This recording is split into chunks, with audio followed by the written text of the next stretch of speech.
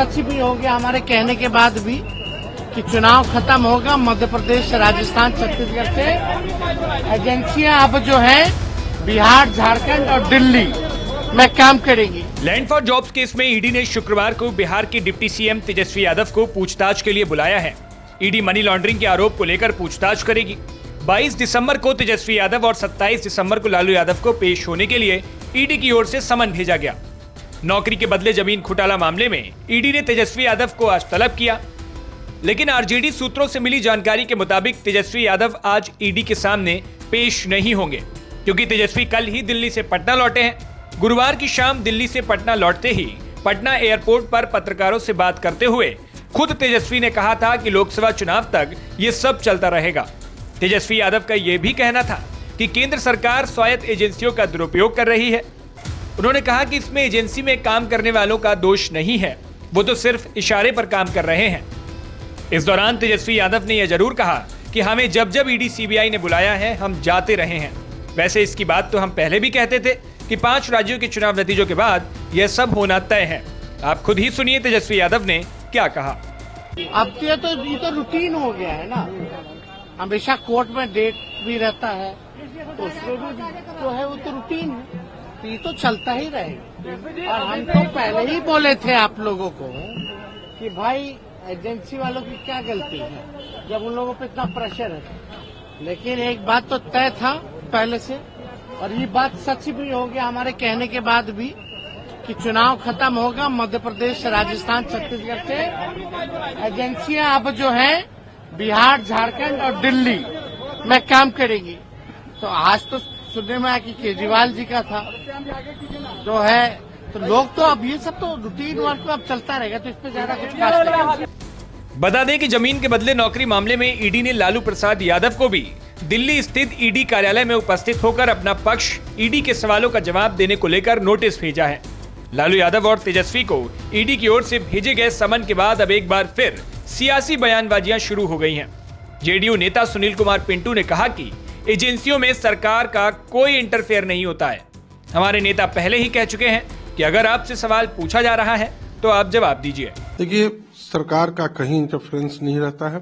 हमारे नेता माननीय नीतीश कुमार जी ने तो 17 में भी कहा था कि जब आपको सम्मन आया है और आपसे जवाब पूछा जा रहा है तो जवाब दें, और आज भी उनका यह स्टैंड है कि अगर किसी के पास भी अगर देश की कोई संस्था के द्वारा अगर कोई प्रकार के प्रश्न उठाए जाते हैं तो आप उसको फेस कीजिए, अगर आप सही हैं तो आप जवाब दीजिए। इधर बीजेपी ने भी तेजस्वी यादव के बयान पर निशाना साधा है। बीजेपी नेता दीपक प्रकाश ने लालू यादव पर आरोप लगाते हुए कहा कि रेल मंत्री रहते हुए उन्होंने पैसे लिए थे।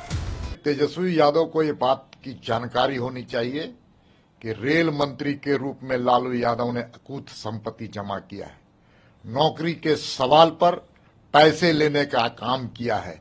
तो अगर कानून अपना काम कर रही है तो उनको करने देना चाहिए, और आने वाले समय में ये सारे चीजों की जानकारी जनता के सामने आएगी। जनता की गाढ़ी कमाई को लूटने वाले को मोदी की गारंटी है कि उन पर अंकुश लगेगा और जनता के पैसे की पाई पाई की हिसाब ली जाएगी। वहीं आरजेडी नेता शक्ति सिंह यादव ने तो ईडी की ओर से भेजे जा रहे समन पर कहा कि यह तो यादवों का अपमान है, सब बदले की भावना से हो रहा है।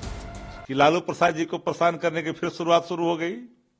एक तरफ जाति पाति कर रहे हैं, धनखड़ जी के मिमिक्री के सवाल पर कह रहे हैं कि जाट समाज का अपमान है। 76-78 वर्षीय लालू प्रसाद जी को भारतीय जनता पार्टी जिस तरह से मानसिक टॉर्चर कर रही है, परेशान कर रही है, यह यदुकुल का अपमान नहीं है क्या? यादवों का अपमान नहीं है क्या? देश का एक एक यादव देख नहीं रहा है कि लालू जी को किस तरह से अपमानित कर रहा है। कितनी मिमिक्री लालू प्रसाद जी को किया लोगों ने, जांच से जोड़ करके देख रहे हैं।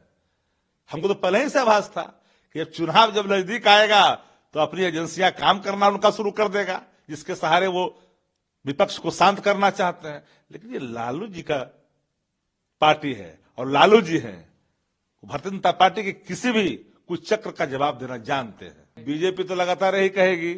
तो बीजेपी जब कह रही है तो बिहार में 4 करोड़ रुपया पकड़ा गया था, गिरिराज सिंह जी कहा था कोई संबंध किया था क्या? चुनाव का समय में कोई संबंध नहीं किया था। और सेक्रेट इन्वेस्टमेंट का मामला आया, एयरपोर्ट पर क्या क्या पकड़ा गया, तो कोई गया एजेंसी वहां? भाजपा के बड़े बड़े नेता के यहां लाल लाल नोट निकल गया तो कोई गया क्या? तो पॉलिटिकल वेंडेटा तो साफ साफ दिखता है ना कि बदले की कार्रवाई करते हो।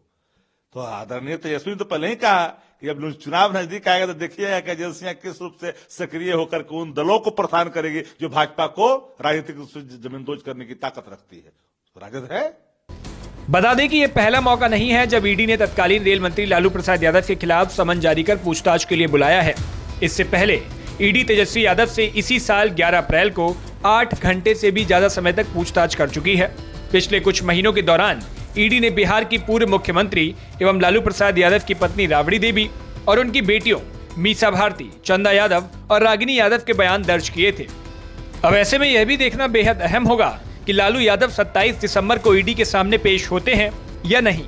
जिस तरह तेजस्वी यादव ने ईडी के समन को नजरअंदाज कर दिया, क्या ठीक वैसे ही लालू यादव भी ईडी के समन को नजरअंदाज करेंगे?